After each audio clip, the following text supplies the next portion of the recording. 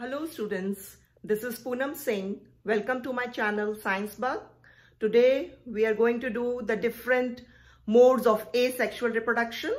I hope you remember. Basically, the major modes of asexual reproduction are 6. We are going to discuss them in detail today. Now children, how do these organisms reproduce asexually? They reproduce by repeated mitotic cell divisions. Then what do you mean by repeated mitotic cell divisions? It means that a single cell divides into 2.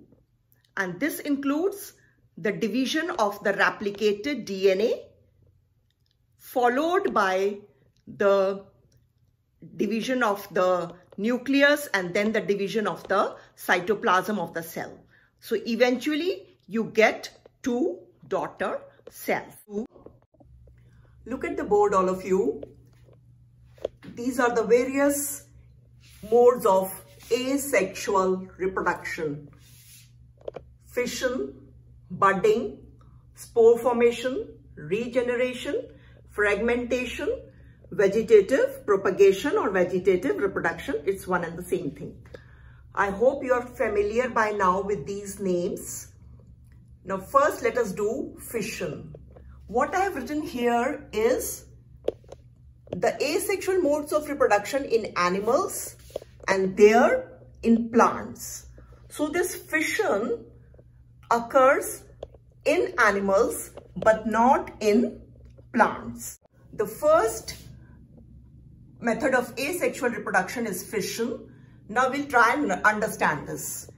The fission is 2 types, binary and multiple.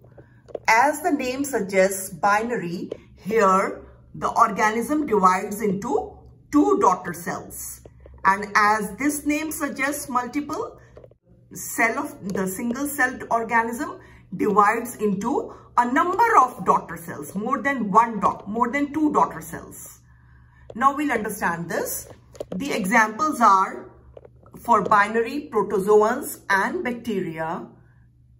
Among the protozoans, there are 3 examples: amoeba, paramecium and leishmania. These are all single-celled animals and they are very simple in structure. It is quite obvious. In amoeba, how does it divide? You know that amoeba hasn't got any fixed shape. It has got a shape, an irregular shape with the nucleus in the center. So first of all, the nucleus elongates and then the DNA will be replicating and then the nucleus will divide into 2. Eventually, 2 nuclei will be formed and then a constriction will take place from anywhere. The body will constrict inside and then finally 2 daughter cells with 2 daughter nuclei will be formed.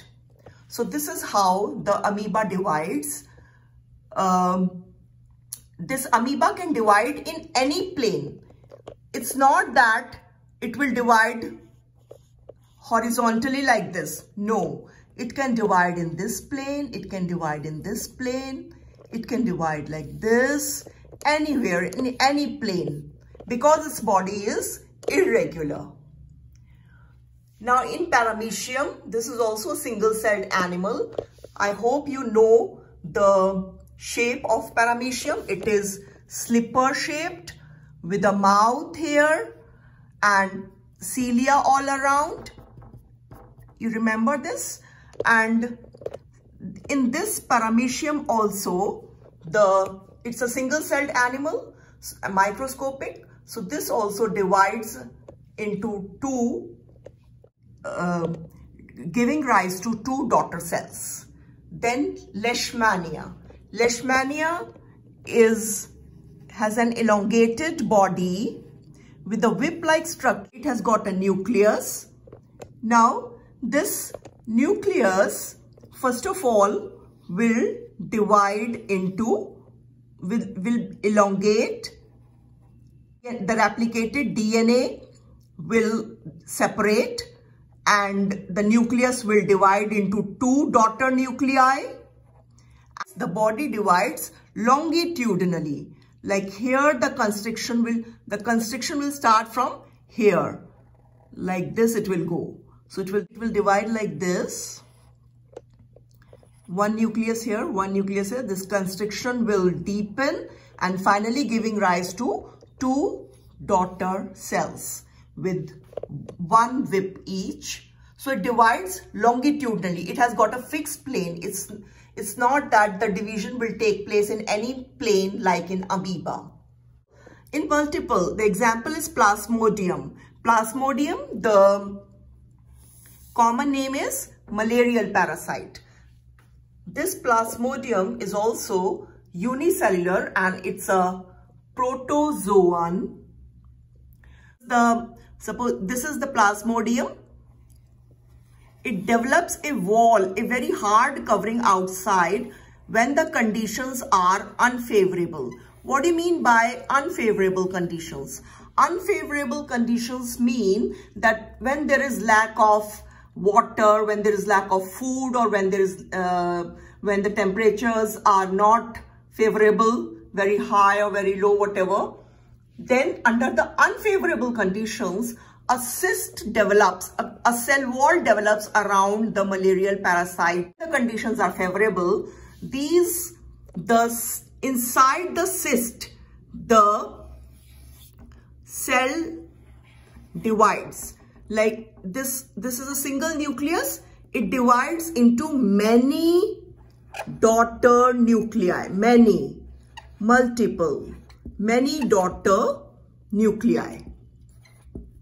Multiple daughter nuclei, and then the cyst breaks open and all these daughter nuclei, and along with the daughter nuclei, a little cytoplasm also encompasses them so that a single cell is formed. So all these daughter nuclei with a little cytoplasm outside, they are released. So you have these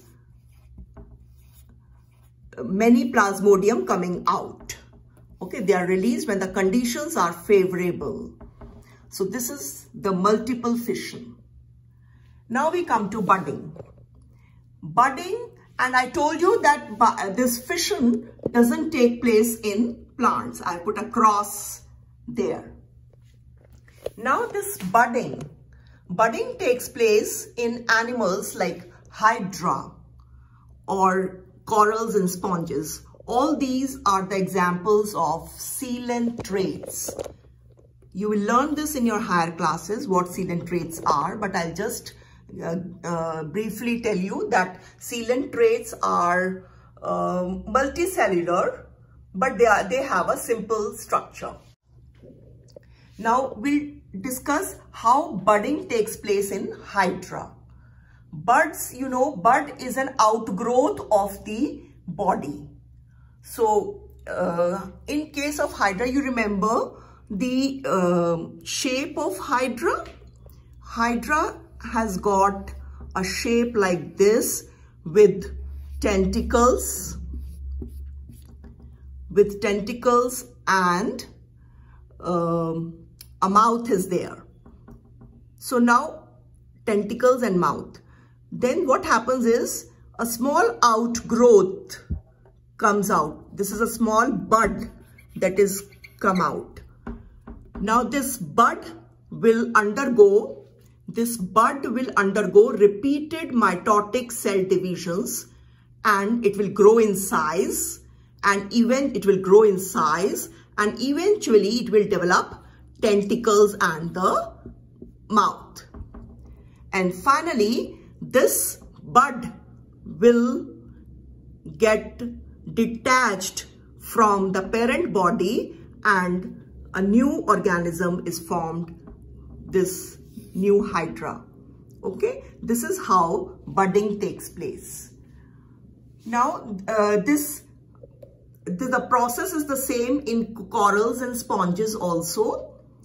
They also grow buds which grow in size and they develop all whatever small features they have, small body structures they have.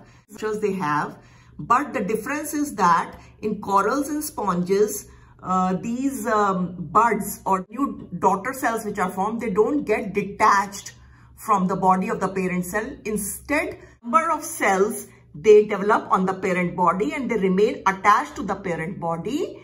So a colony of corals and sponges are formed. Now, in the case of plants, they also show this budding. For example, the yeast. Yeast shows budding. Yeast is a unicellular non-green plant, which is a fungus. Now this yeast is a single-celled plant, a unicellular plant. Now this develops a bud like this, and the nucleus splits into two, and this bud also gets the nucleus. And finally, and the part of cytoplasm also goes there in the bud. And finally, this bud is pinched off from the parent body and it is separated off. But what happens in yeast is, normally the proliferation or the reproduction is so fast that a chain of yeast are formed. A chain of yeast cells are formed. Because like this, chain of yeast cells are formed. In any direction, they don't get detached from the parent body. This is because the reproduction is going on, the process of asexual reproduction is going on so fast that they hardly are able to get separated from the parent cell, and they form a chain of the cells, chain of yeast cells. So this is how you find the yeast cells. This is the budding in yeast cells. Now we come to the third process, which is spore formation. This spore formation doesn't take place in animals, but it takes place in plants. What are spores? Spores are the asexual reproductive structures which have got a hard covering on their outside. These spores are like seeds. So under favorable conditions of temperature and water or such things, the cell wall breaks open and the spore is released, and the spore settles on the food or the soil and it germinates. So this is seen in rhizopus, which is the bread mold.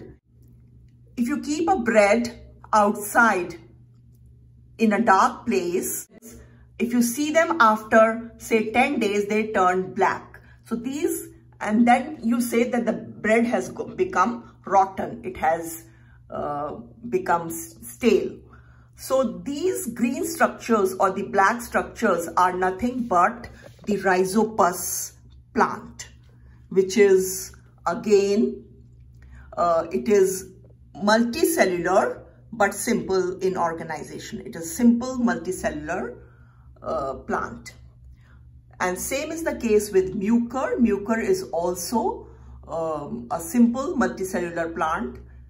This it reproduces by the spore. They all produce spore. Now, how the rhizopus plant look like? It looks something like this. It has got these stem-like structures, and on top you have the sporangia, which contains a number of spores. It contains a number of spores. So when the conditions are favorable, this cell wall breaks and the spores are released.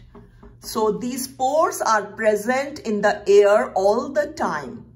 But when they get proper favorable conditions of temperature and water, they germinate. Like I told you, on the bread, they germinated. Now, bacteria also reproduces by this spore formation.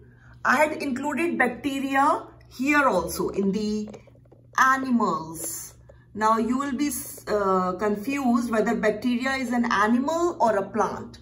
So, children, bacteria is sometimes considered as a plant and sometimes considered as an animal. It has an ambiguous status.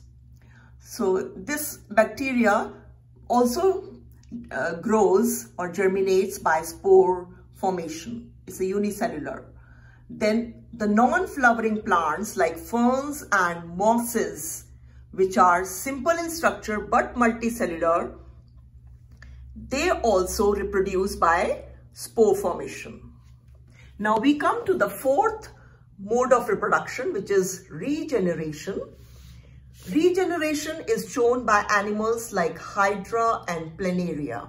I told you that Hydra also reproduces by budding, and here again the Hydra has come.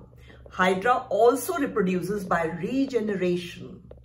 So it's a point which should be noted.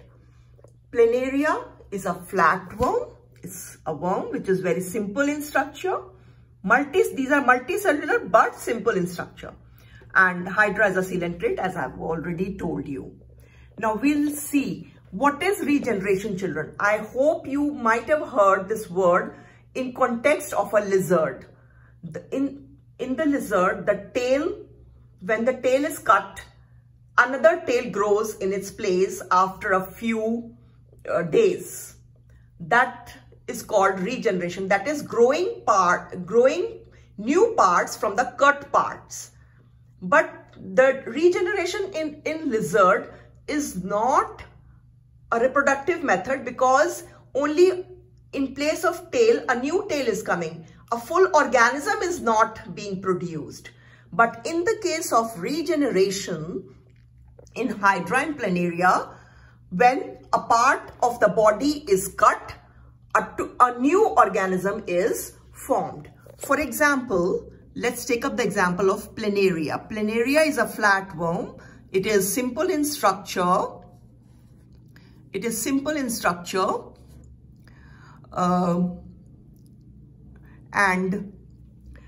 it is multicellular. Now, if we cut it into 3 pieces like this, now you will find that each piece will grow into a full individual. It will grow into a full Planaria. This piece will grow into a full Planaria, and this piece will also grow into a full Planaria. So, from cut parts of the body, a new organism is being formed. So, this is regeneration.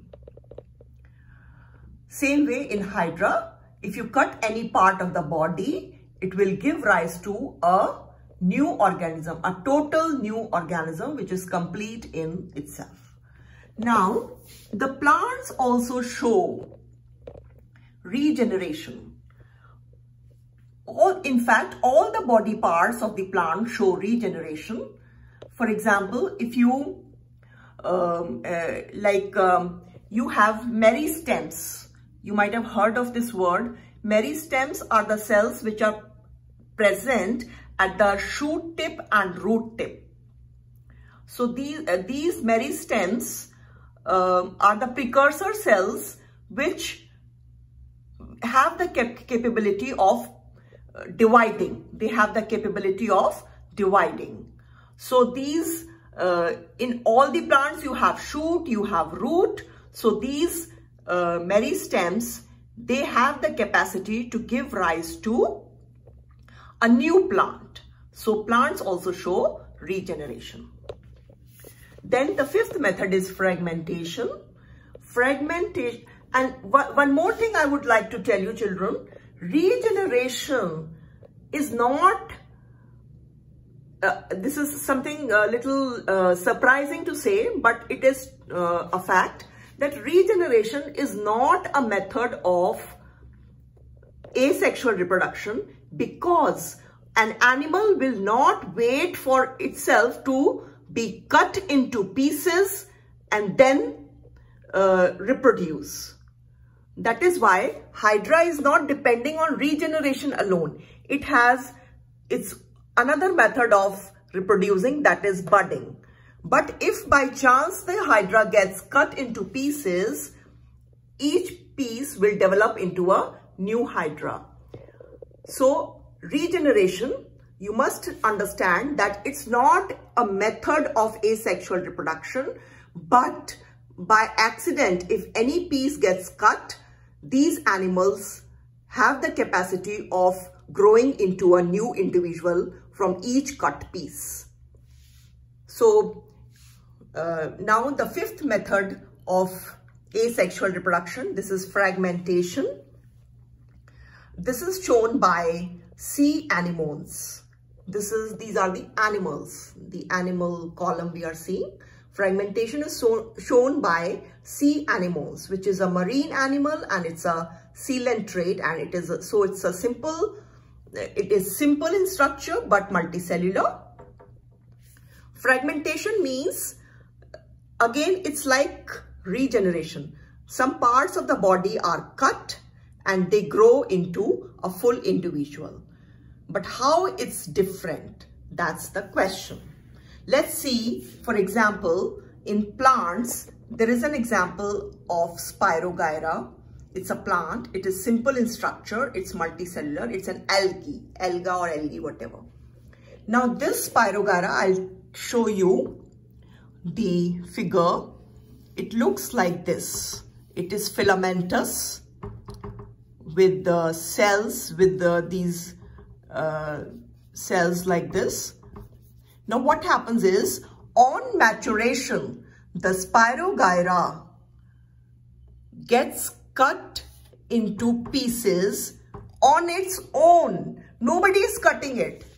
But this Spirogyra gets cut into pieces on its own, and each piece is a full-fledged individual.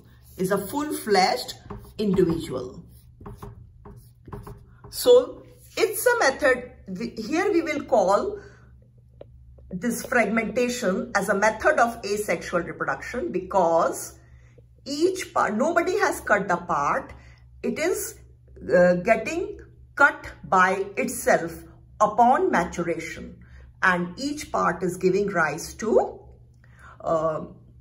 new individuals. So this is the difference between fragmentation and regeneration. Regeneration is accidental, whereas fragmentation is a method of asexual reproduction. It is occurring in the animals on their own.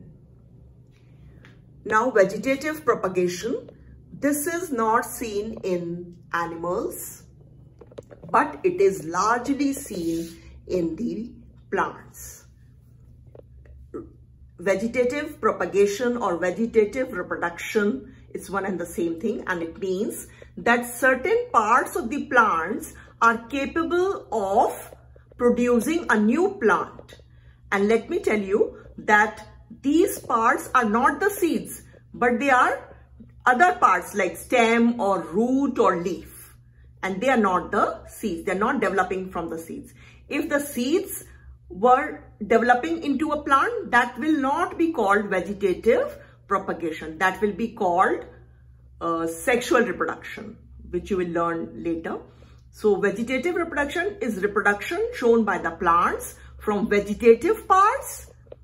Vegetative parts means the parts other than the seeds, and these parts can be stem, leaf or root. There are some examples. For example, potato. What you see in the market, that potato is a tuber.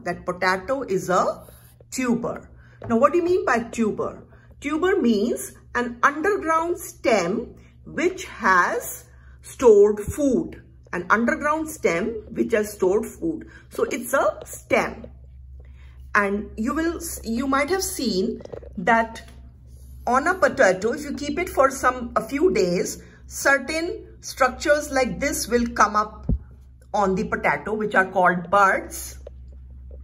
And if you grow the whole potato in the soil, then many potato plants will come out. And even if you grow a single piece of potato which is having the bud, that will also, and if you sow it in the soil, it will grow into a new plant.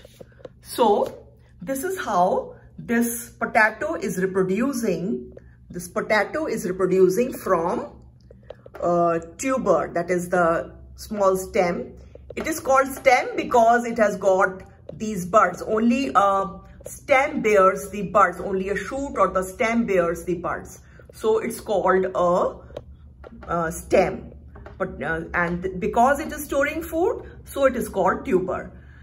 If you want to learn the details of these, you can see a video which has been released by me some time before. I'll give you the link in my description. So the other examples are the stem of grass. You might have seen that when if you cut the grass totally, if the grass is gone, there will be still little dry stems of grass will be left there. And these dry stems, when they get water, they grow into new plants. They grow into new grass plants. So that is, the grass is reproducing from the stem. So it's a vegetative mode of reproduction. Another example is bryophyllum. Bryophyllum is a plant which reproduces from its leaf. This is strange, but it's true. Bryophyllum leaf is like this. And like this is the stem, and it has many leaves like any other plant. There are these bryophyllum leaves are there. And these bryophyllum leaves have got notches here. In these notches, certain buds develop which grow into new plant. And if these buds, they fall in the soil, and in the soil they will give rise to a new plant.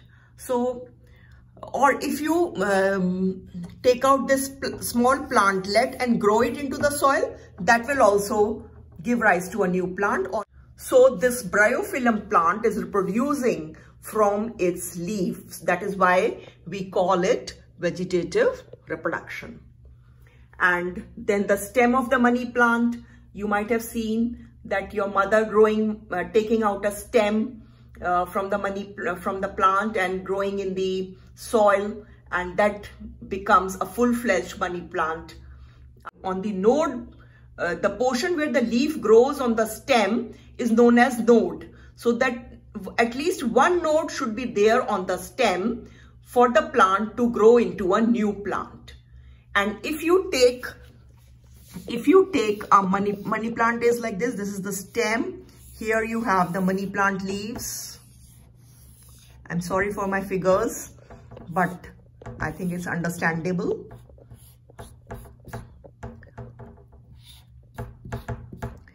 And this is the portion which is called as node, the portion from where the leaf is coming out. So care has to be taken that you take a portion of the stem where at least one node is present, and when this you plant in the soil, it will grow into a new money plant. But if you take the portion of the stem from here, this portion is another leaf is here. This portion is not having any leaf. That means it doesn't have any node. If you take this portion of the stem, it will not grow into a new plant. Then the root of guava plant. If you take the root of the guava plant and plant it in the soil, it will grow into a new guava plant. Now, one important thing to be noted here is that all these plants are complex multicellular. These are not simple in structure. They are big plants, and that means they're complex in organization, and they're multicellular, obviously. So this vegetative propagation takes place in higher plants, you can say. All the rest of the methods were taking place in the bodies of animals which were simple in structure, which were unicellular or multicellular but with simple structure. So this is all for today. Children, if you find this video useful, please don't forget to like and subscribe. Thank you.